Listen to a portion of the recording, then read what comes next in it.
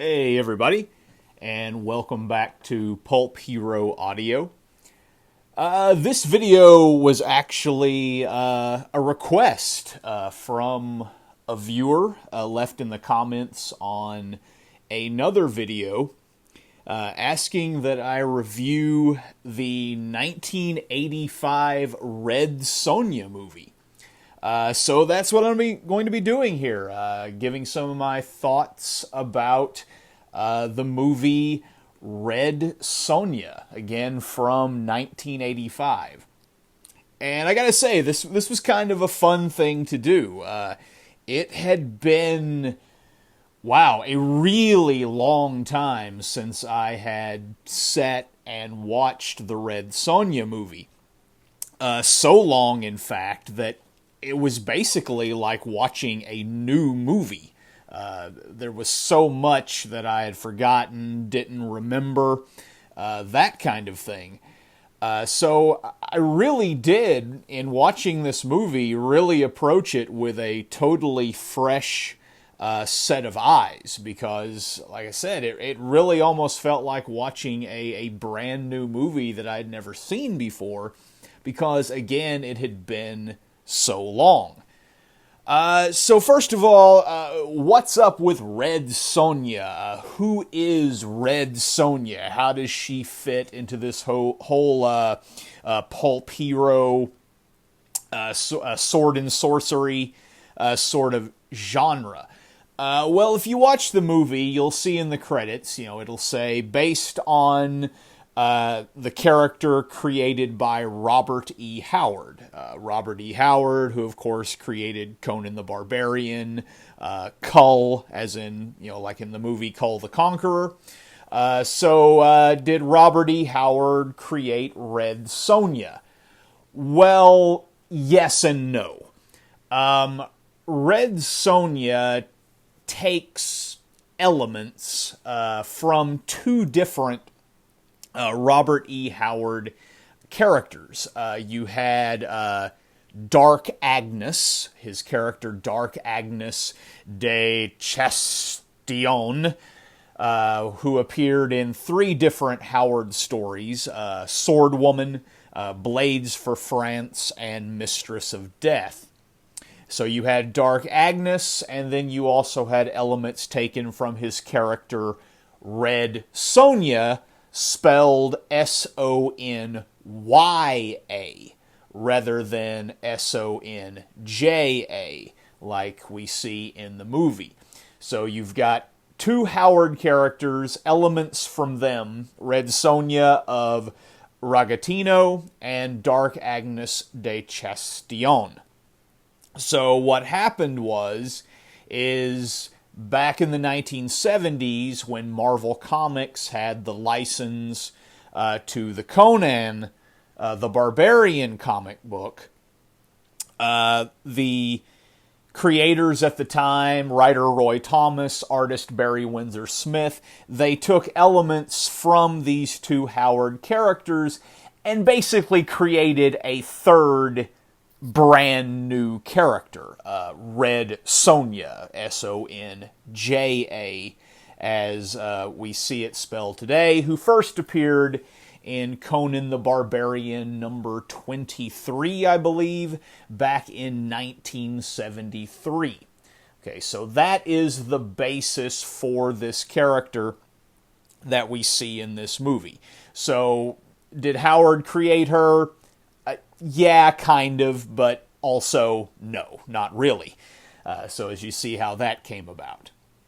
So as I was watching Red Sonja, the thing that kept jumping out at me more than anything else is that I kept thinking to myself while watching this, oh wow, they totally couldn't get away with that in 2019. Oh, they definitely couldn't say that in 2019. Because, again, we live in such a politically correct, social justice, all that kind of stuff going on. So when you go back to movies like this, that's the thing I kept seeing was like, wow, they could not have got away with that. They couldn't have said that. Somebody would have complained about that. Oh, they would have hated that. So what kinds of things am I talking about? Well, let's just look at Red Sonja's origin. Her family is slaughtered by an evil queen, Queen Gedren. So we've got a female villain to go with our female hero. And the movie is very vague, very subtle as to why Queen Gedren slaughtered Sonja's family. All that is really said is that Queen Gedren, it said that of Sonja, Queen Gedren, who wanted you for herself. Okay? So Queen Gedren wanted Sonja for herself. And in the scene, you see her kind of attempt to sort of stroke Sonja's cheek as Sonja fights back and, strikes the queen. And then the narration says of Sonja, your disgust was clear. So Queen Gedren wanted Sonja for herself,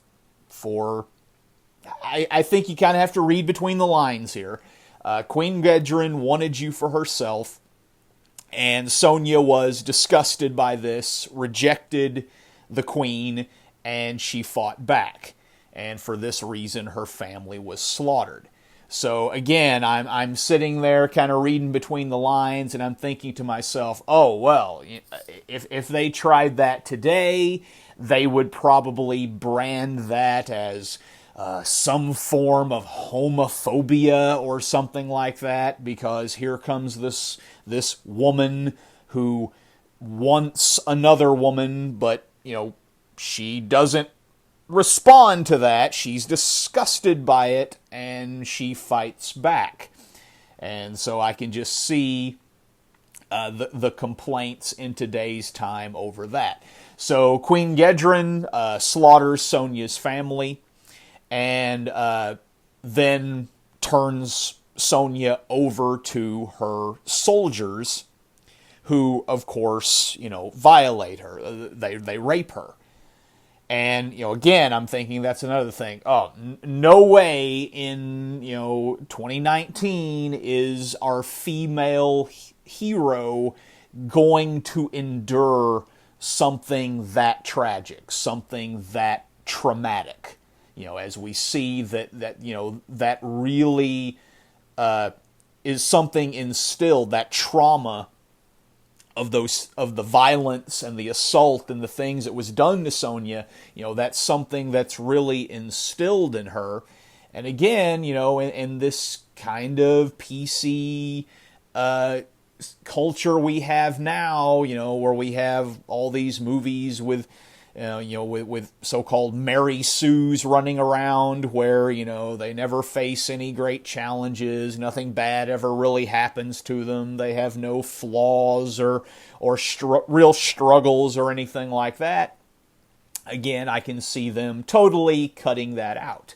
And if I'm not mistaken, they, in the comic books here in the last few years, they reimagined Red Sonja's origins, and guess what? The whole sexual assault thing was totally cut from the origin, as I think that it would be now as well. So then Sonja goes on, and again, things that are said and done, I just keep thinking, like, no way would they get away with that now. As Sonja is being trained in the ways of the sword, to become this sword woman, this warrior, her sword master, her training master, whatever he is exactly, which, again, he's a man.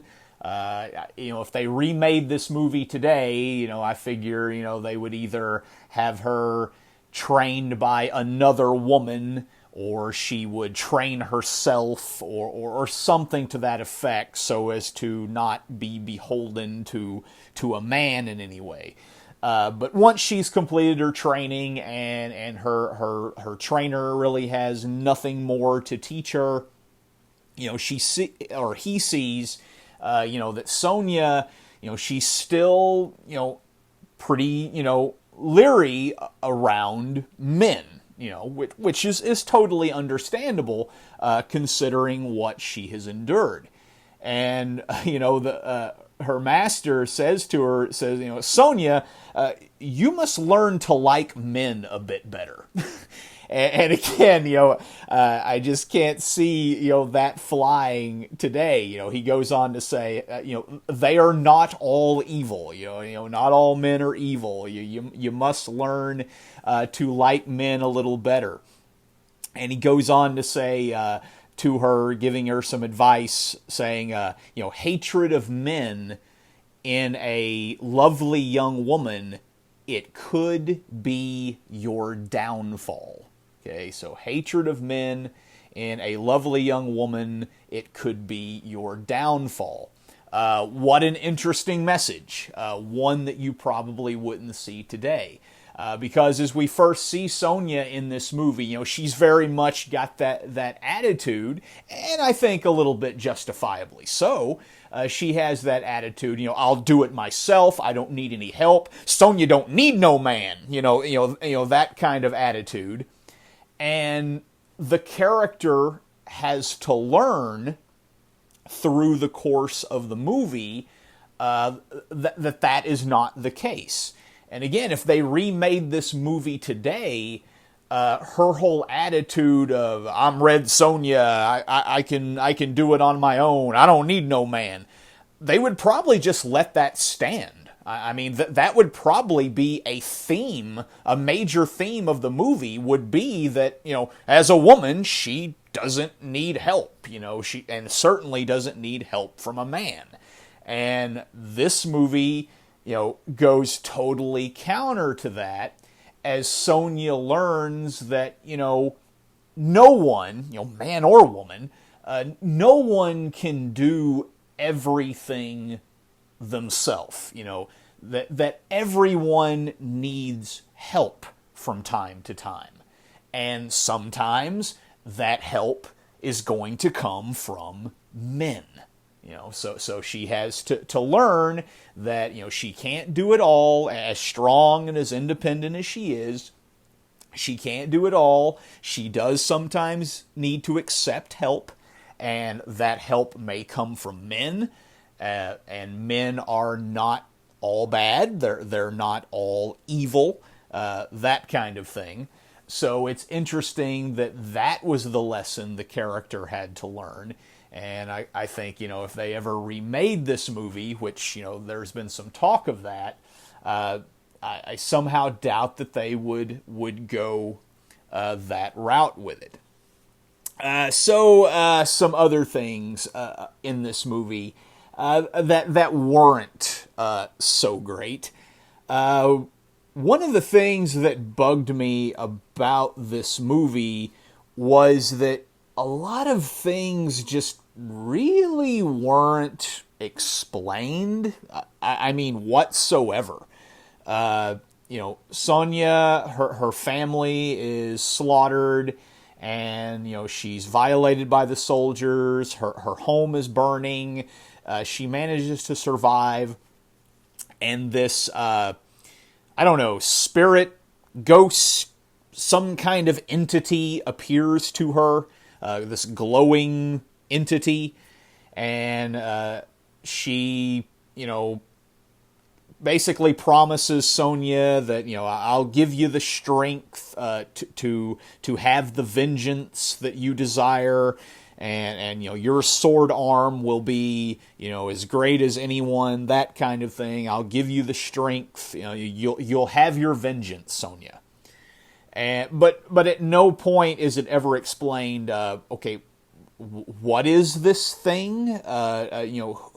Who or what is this entity? Where exactly did it come from?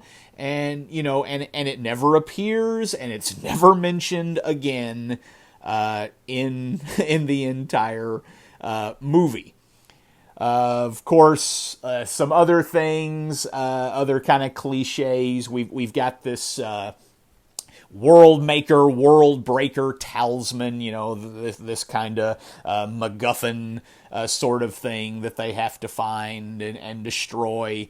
That has the little twist to it that it can only be touched by a woman. If a man touches it, it will incinerate them instantly, destroy them instantly.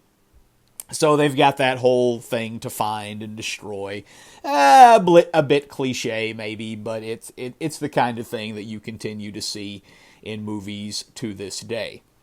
Another thing that probably would annoy people, and I think probably annoyed people back in 1985, is that, okay, this is definitely, Robert E. Howard's Hyborian world.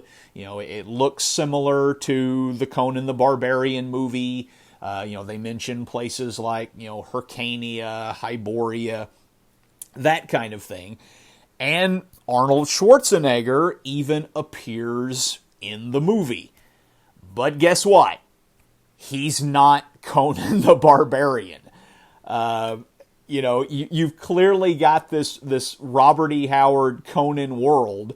You've even got the actor who plays Conan the Barbarian in the movies of that time, and he's not even Conan. He's this warrior, this Lord Kellador. So a totally different name. Now, there's a very reasonable explanation for that. Different studios had different rights to different characters. One movie studio had the rights to the Conan character, another one had the rights to the Red Sonja character, so one could not legally appear in the other's movie, that kind of thing.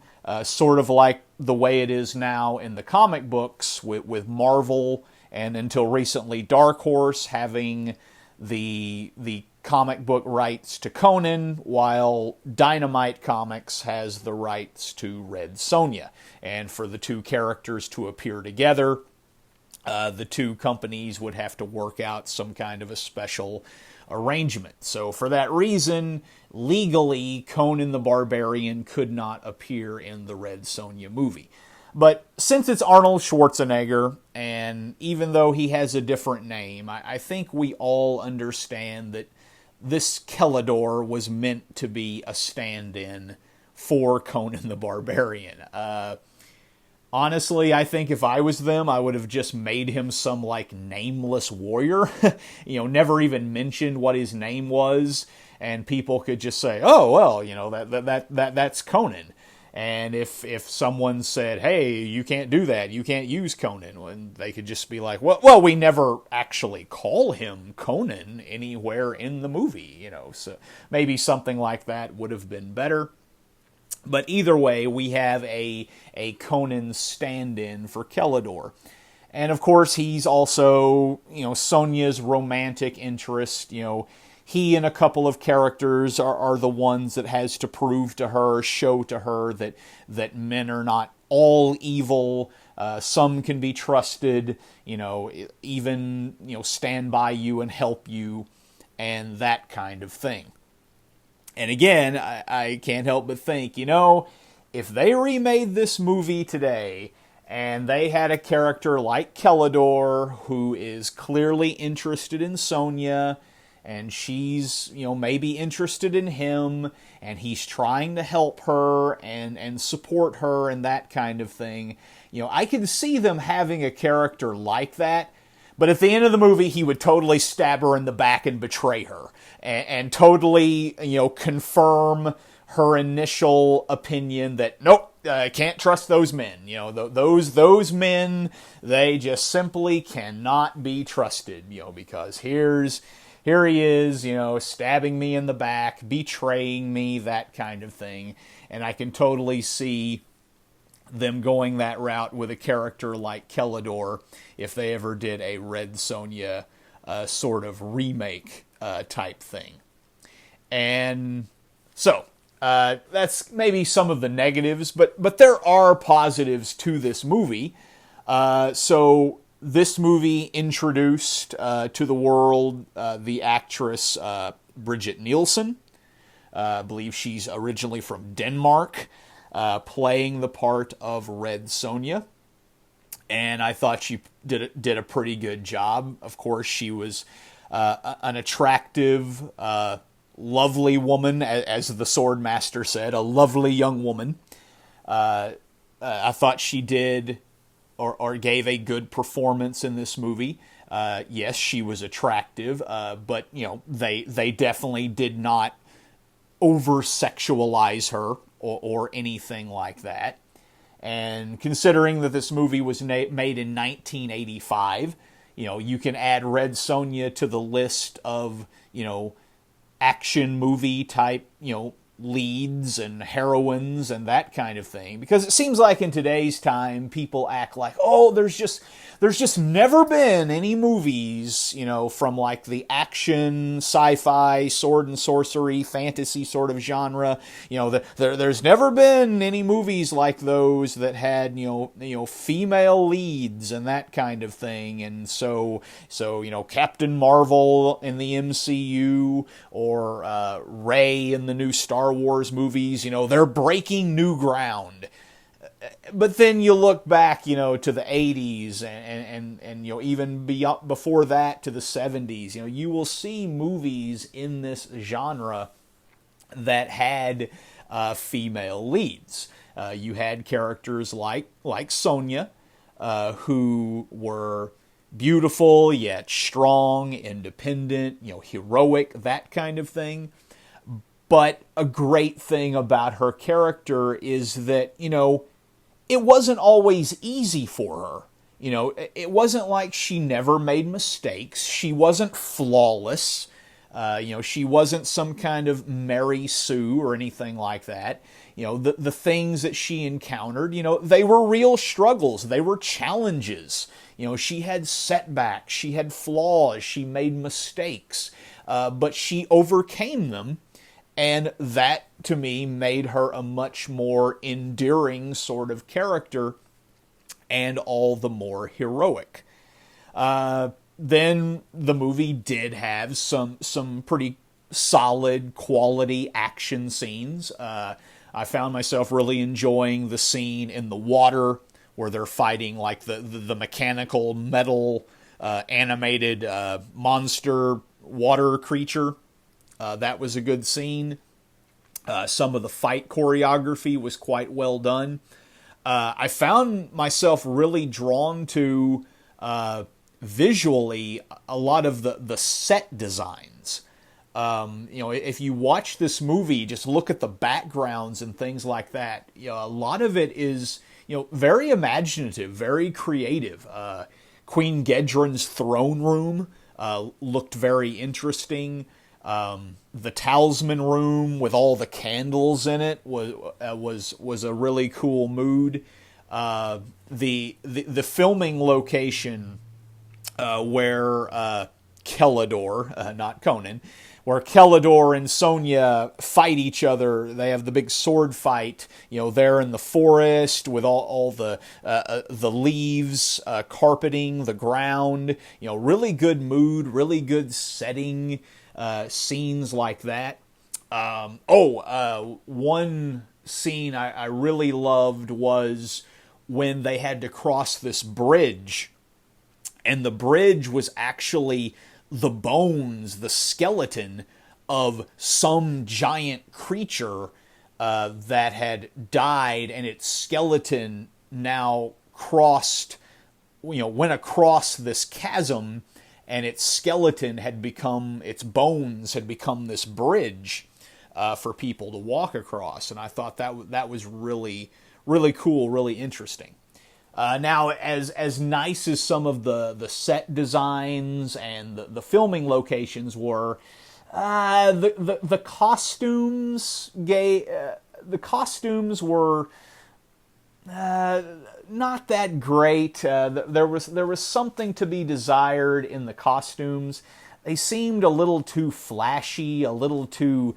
They sparkled. They glimmered just a little too much. And I think, again, that's probably because, it was the 80s, glam rock, that kind of thing, probably affected the costuming.